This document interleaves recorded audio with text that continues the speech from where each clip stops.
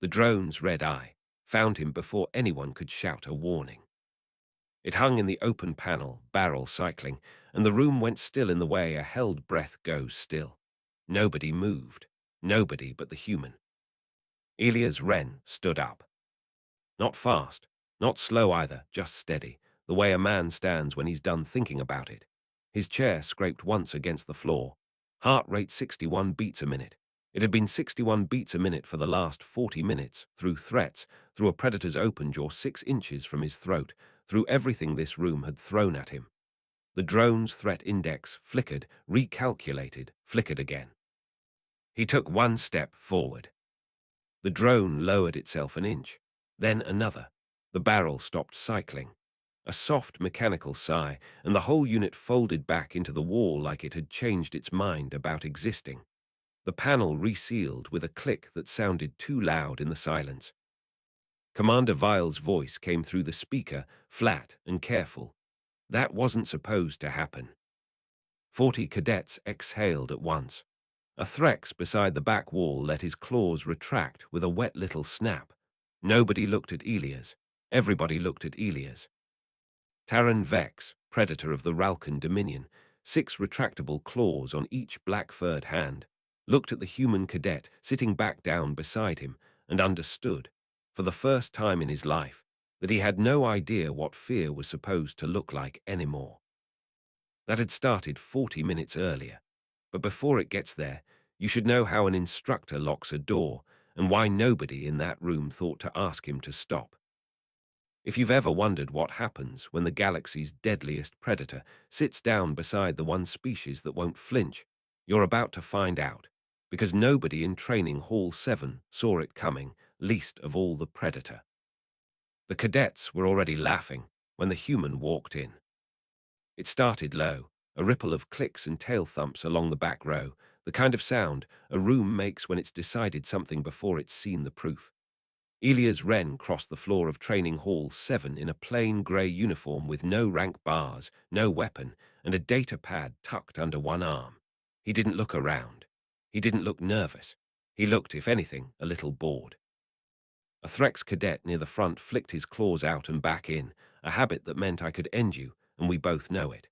Beside him, a H. Lua's backplate's spines rose and settled, an anxious tick that had nothing to do with Elias and everything to do with being in a room built to test predator-prey response. Word had gone around the barracks fast. The Death Welder was joining the program. Earth species had a reputation across 6 systems: unkillable, unreadable, occasionally insane, and this one looked like he'd misplaced his lunch on the way in. "That's him," someone whispered, not quietly enough. Elias found a seat in the 3rd row, set his data pad down on the small fold-out desk, and folded his hands. He didn't look insulted. He didn't look amused. He looked like a man waiting for a bus that was running on time. The seat beside him stayed empty for exactly 4 seconds. Then Taran Vex walked in. The room's laughter died the way a fire dies when someone opens a window. Taran moved the way Ralkan predators moved, low through the hips, weight forward, every joint built for a sudden change of direction. Black fur, threaded through with crimson down the spine and forearms, claws sheathed but visible at the tips. His tail, 2.5 meters of muscle and balance, swept once behind him as he scanned the room and stopped on the empty reinforced seat at the far wall, the restraint seat. Built for him. Built for exactly this moment, with magnetic locks in the armrests and a containment collar folded into the headrest. Taran looked at it. Then he looked at the human sitting alone in the 3rd row. He sat down next to Elias instead. A H. Lua cadet made a small choking sound. The Threx's claws came all the way out this time and stayed out. Taran's nasal slits flared, testing the air, reading nothing he recognized. No sweat spike, no adrenaline tang, no prey stink at all, just a faint smell of recycled coffee and ship-grade fabric. "You're in the wrong seat," the Threx hissed from 2 rows back. "Apparently I am exactly where I want to be," Taran said, without turning around, and the deep resonance of his voice made the room's air pressure feel different somehow. He looked sideways at the human. "You're not going to move." No, Elias agreed. Most things move. I'm not most things. Taran's ear rotated toward him, an independent twitch that meant interesting, and for a moment nothing else happened. Just two creatures sitting beside each other in a room built to keep them apart, while 38 cadets tried to remember how to breathe normally. That was when Commander Vile stepped to the front of the hall. He was not a large man, not by the standards of half the species in the room, but the half of his face that wasn't flesh anymore, warforged plating from a campaign nobody talked about, caught the overhead light in a way that made cadets sit up straighter without deciding to. His organic eye swept the room once. His mechanical one focused on the third row and held there a half-second too long, a faint whir audible in the quiet. "Seating's wrong," a junior officer murmured to him.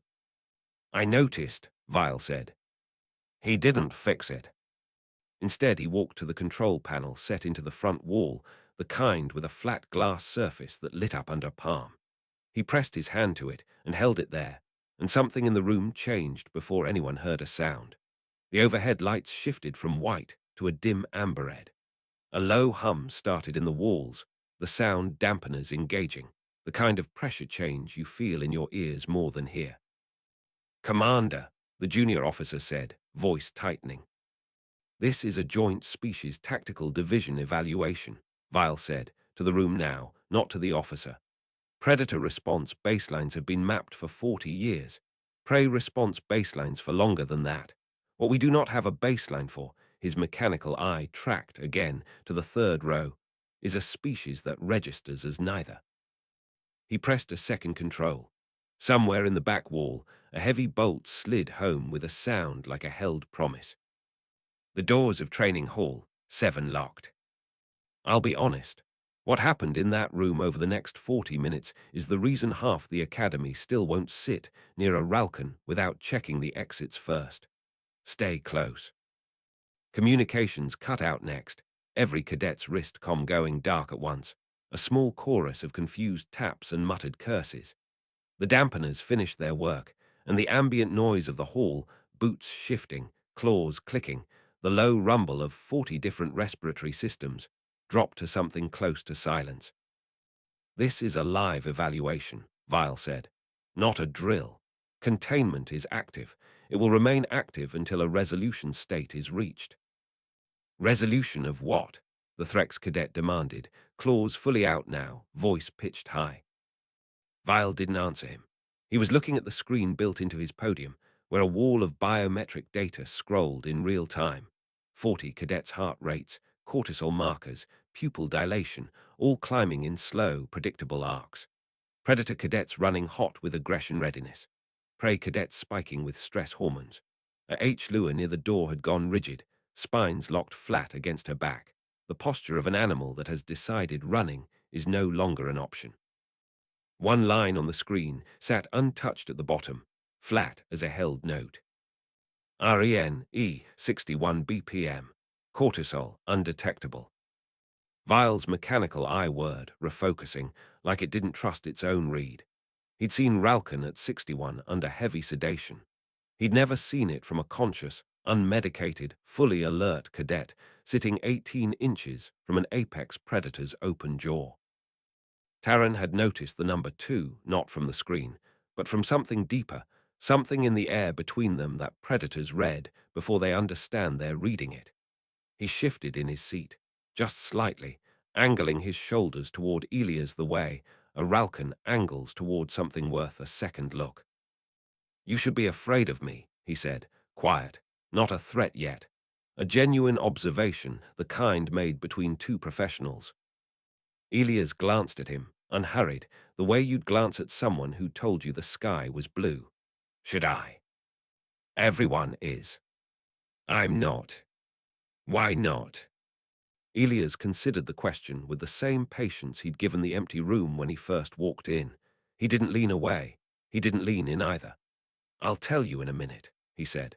"Right now you're still deciding whether you're going to test that out loud, and I'd rather not waste the answer."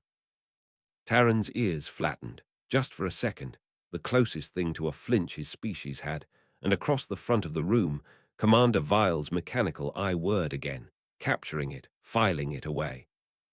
Whatever this evaluation was supposed to measure, it had already found something it didn't have a category for. The first round came without warning, the way Ralkan challenges always did. Not a roar, not a lunge, just a question with claws hidden inside it. "You don't smell afraid," Taran said. "You don't smell dangerous," Elias answered. It should have been an insult. Ralkan's scent marking was older than their written language, layered into every interaction from courtship to combat. A Ralkan who didn't register as dangerous to a prey species was a Ralkan who'd failed at the most basic level of being Ralkan. Taran's nasal slits flared wide, drawing in air, searching for the joke. "There wasn't one. I have killed 11 things in training simulations that were faster than you," Taran said. "I believe you," Elias said. "I just don't think it's relevant right now." Across the room, a Threx cadet's tail had gone rigid against the floor, thumping once, twice, an old nervous habit nobody had trained out of him. He wasn't part of this conversation. None of them were. But 40 cadets had gone very quiet, watching two creatures speak to each other in a register. None of them had a translation for not predator to prey, not predator to predator. Something else. Commander Vile watched the biometric feed scroll past his podium. Taran's heart rate had climbed 11 points in 90 seconds. Elias hadn't moved. 61, 61, 61. The mechanical half of Vile's face caught the dim red light as he leaned closer to the screen, his organic eye narrowing. He'd run this exact scenario 14 times with 14 different prey-classified species.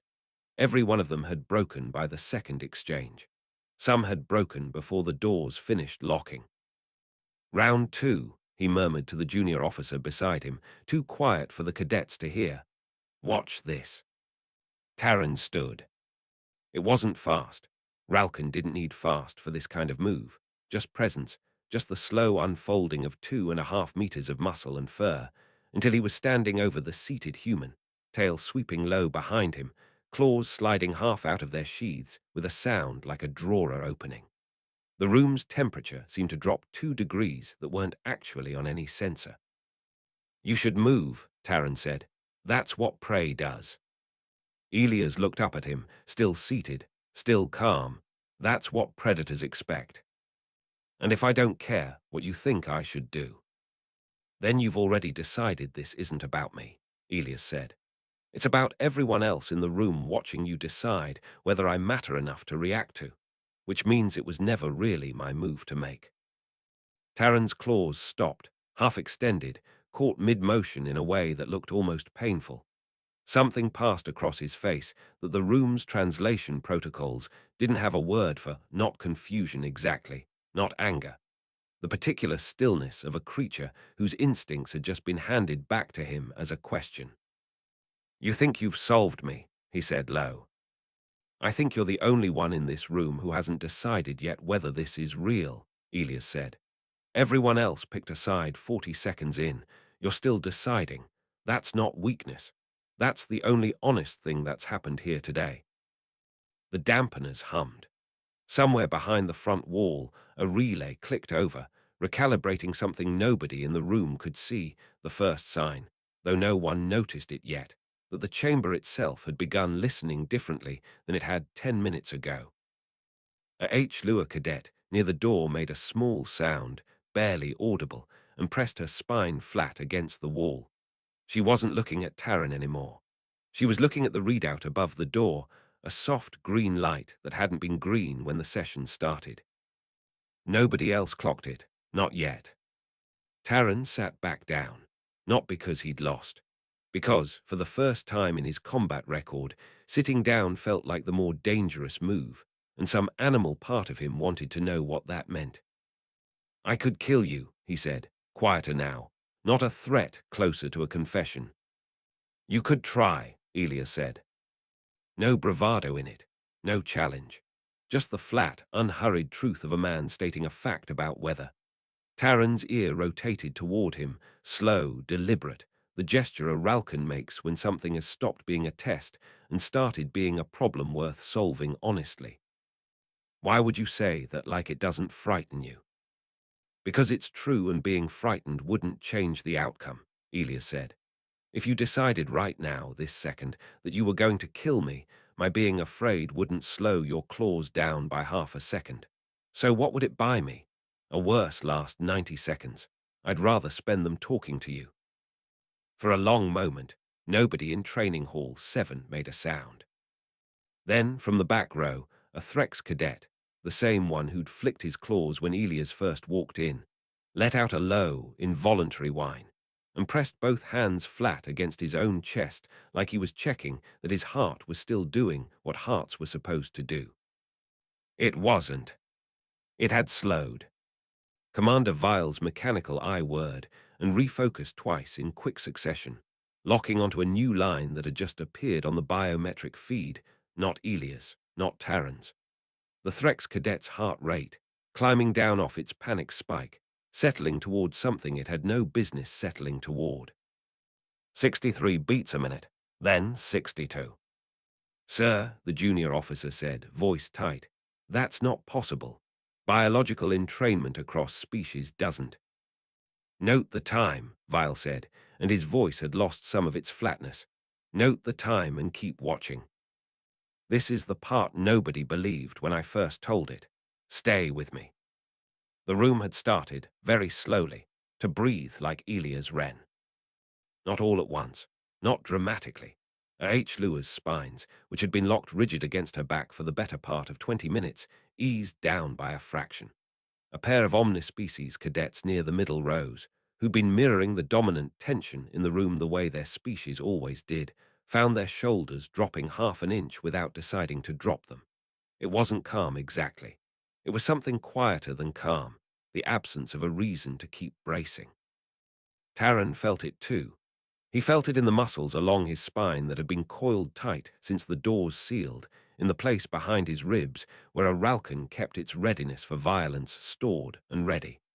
Something in that place had started, against every instinct he'd trained since birth, to loosen. He didn't like it. Stop that, he said. Stop what? Whatever you're doing to the room.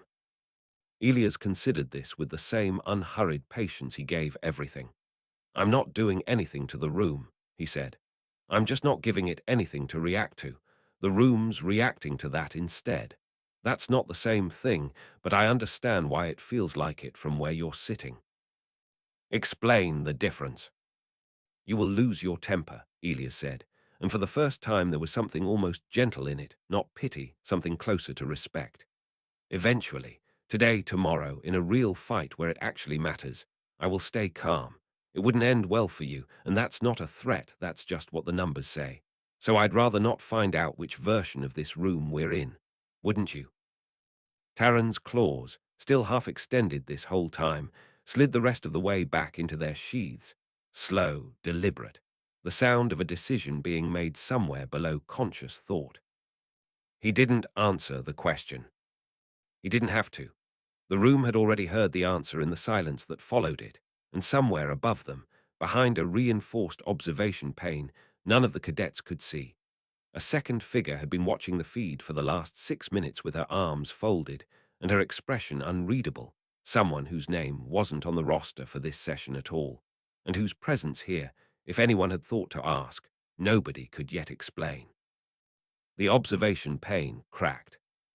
Not literally, but the sound that came through it did, a sharp metallic click as someone keyed an override from the deck above, and every cadet in Training Hall 7 flinched at once. Commander Vile's head snapped up toward the sound. His mechanical eye whirred, refocused, found the source. A voice crackled through the speakers, female, unfamiliar, carrying none of Vile's careful flatness. Commander, you're at 41 minutes on an unscheduled containment. Central wants a status. Tell Central the evaluation is proceeding, Vile said, not taking his organic eye off Taran and Elias. Tell them I'll send a report when there's something worth reporting. They've asked twice. Then they can ask a third time. The speaker went quiet. Whoever she was, she didn't push it, but the green light above the door had ticked one shade brighter, and now 3 cadets near the front had noticed it too. Something about this session had stopped being routine somewhere in the last 10 minutes, and the people running it weren't the only ones who'd noticed. Somebody outside this room was watching the same numbers Vile was watching, and they weren't liking what they saw either. Taran hadn't moved through any of it. His attention hadn't left Elia's since the claws went back into their sheaths. "Why aren't you afraid of me?" he asked, genuinely this time. Not a challenge, a question a student asks a teacher when the test has stopped being about winning. Elias took a slow breath before answering, the first pause he'd allowed himself in 20 minutes of conversation. "Because it would be unfair to you," he said. Taran's ears rotated forward, both at once, full attention. "Unfair to me." "You'd lose your temper," Elias said. "Not because you're weak. Because that's how your species processes a threat that won't resolve. You escalate until something gives. It's not a flaw, it's just architecture. I'd stay calm because that's how mine processes the same thing. It wouldn't end well. Not for you.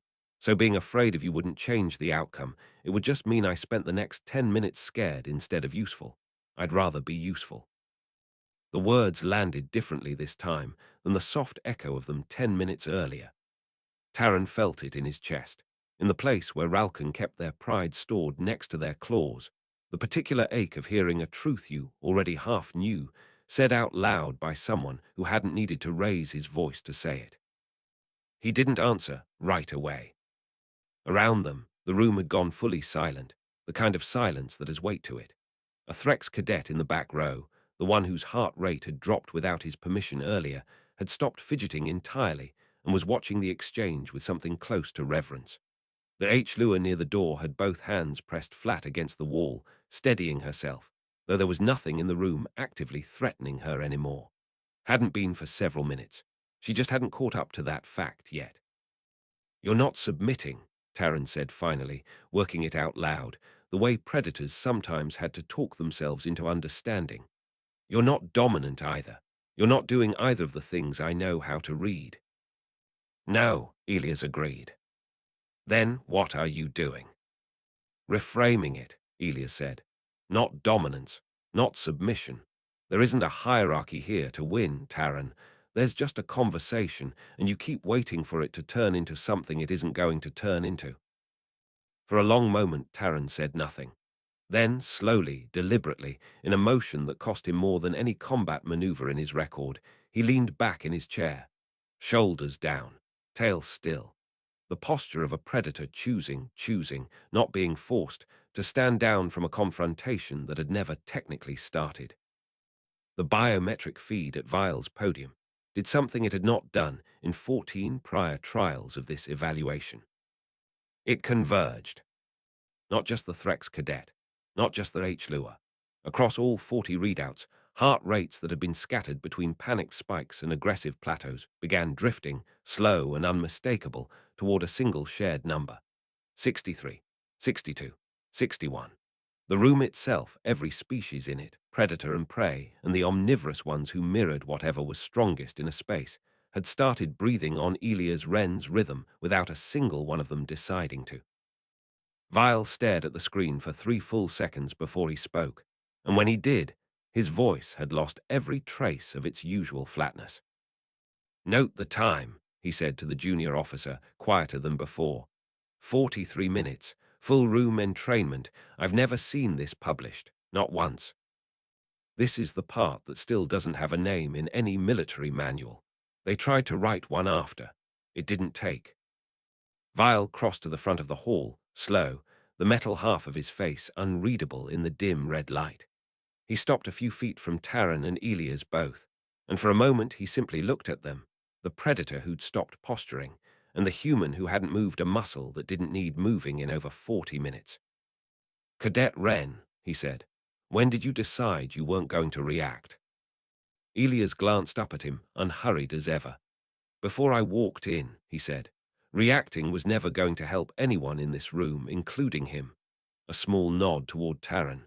"So I didn't plan to. It's not bravery, Commander. It's arithmetic." Vile's mechanical I-word, capturing the line, filing it somewhere it would stay filed for a long time.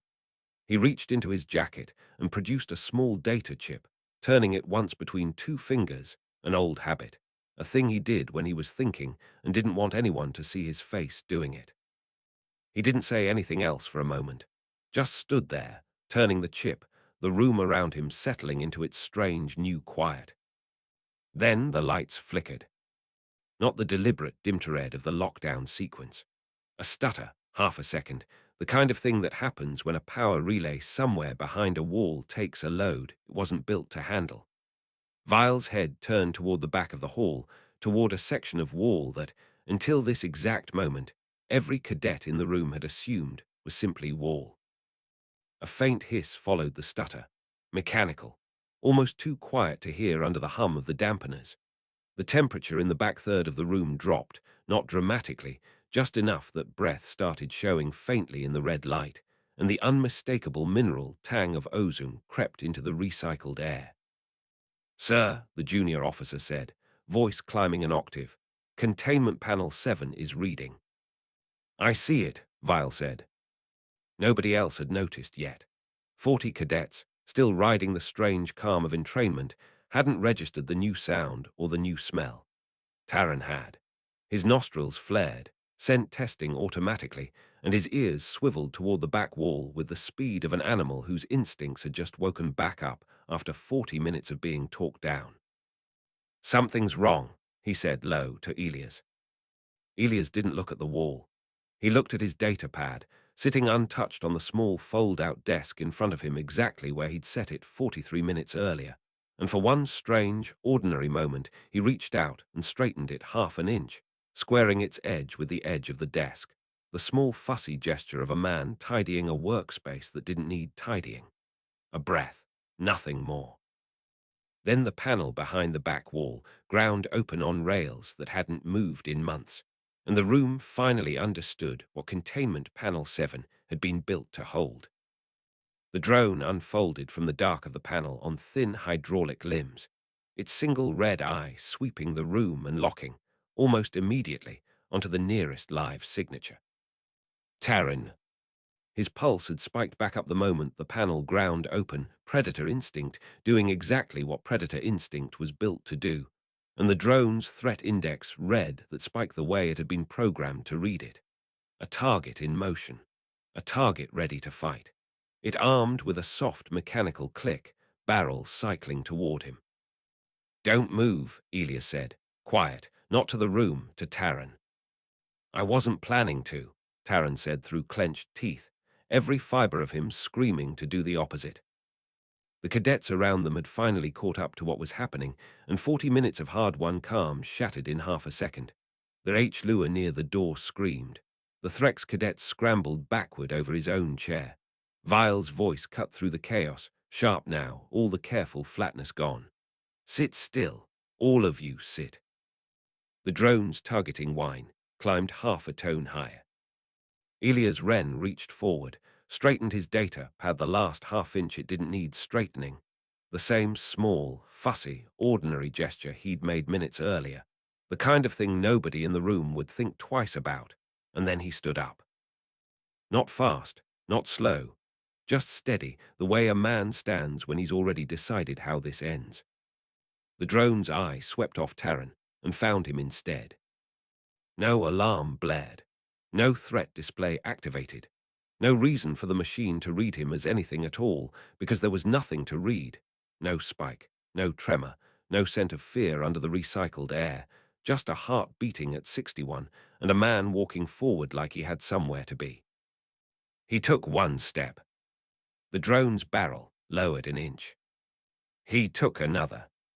The whine in its targeting array dropped, stuttered, gave up.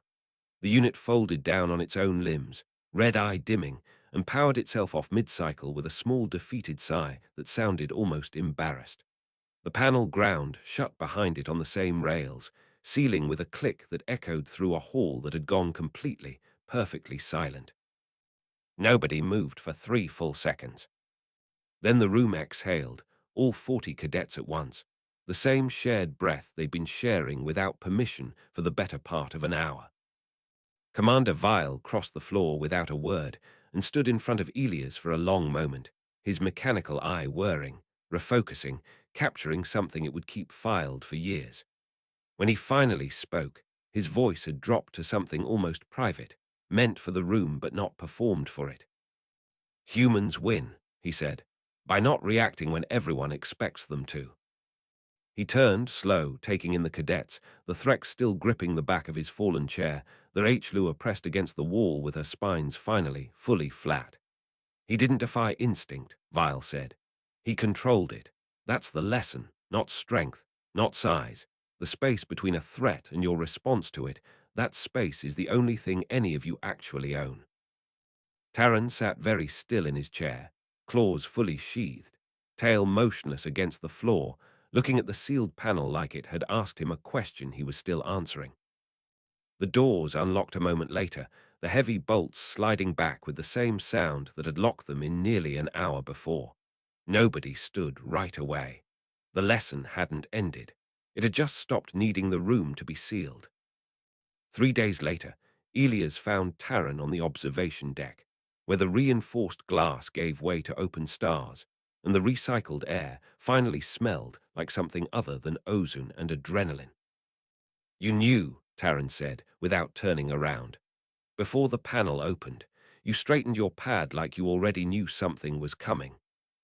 "I didn't know," Elias said, coming to stand beside him. "I just don't waste motion deciding how to feel about things I can't control yet. It looks like knowing. It's really just not panicking early."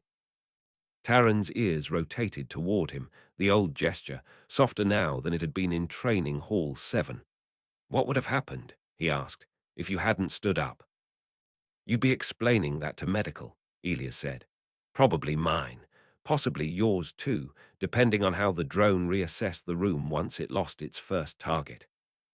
Taran was quiet for a while, watching the slow turn of a distant moon through the glass. "I have killed 11 things in simulation faster than you could blink," he said finally. "None of them ever made me feel the way you did, sitting beside me, doing nothing at all." "That's not nothing," Elias said. "That's the hardest thing there is to do on purpose."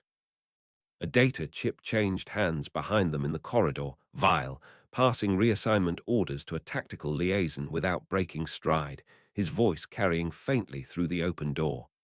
"Cadet Wren. Reassigned to forward psychological operations, effective immediately. Designation, silent until moved." Taran heard it and said nothing, but something in his posture shifted, the particular stillness of a predator who had learned, in one locked room, that the most dangerous thing he would ever meet wouldn't come at him with claws.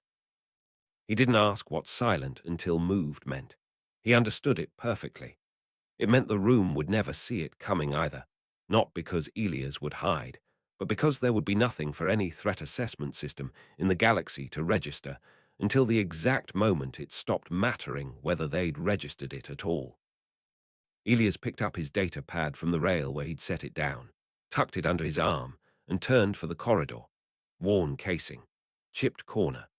The screen's hairline crack catching the starlight for half a second before he stepped through the door, shoulders straight. The object that had looked like nothing at all in a room full of claws and fur, and instinct now, carrying the full weight of everything he hadn't needed to prove.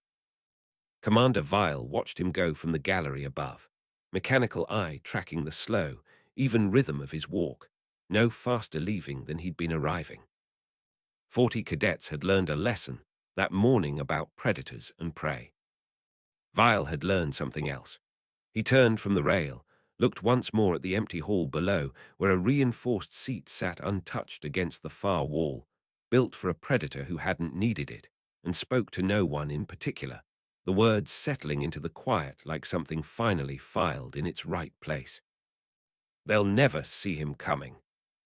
Below, in the corridor, a data pad's worn corner caught the light one last time before the door closed behind it.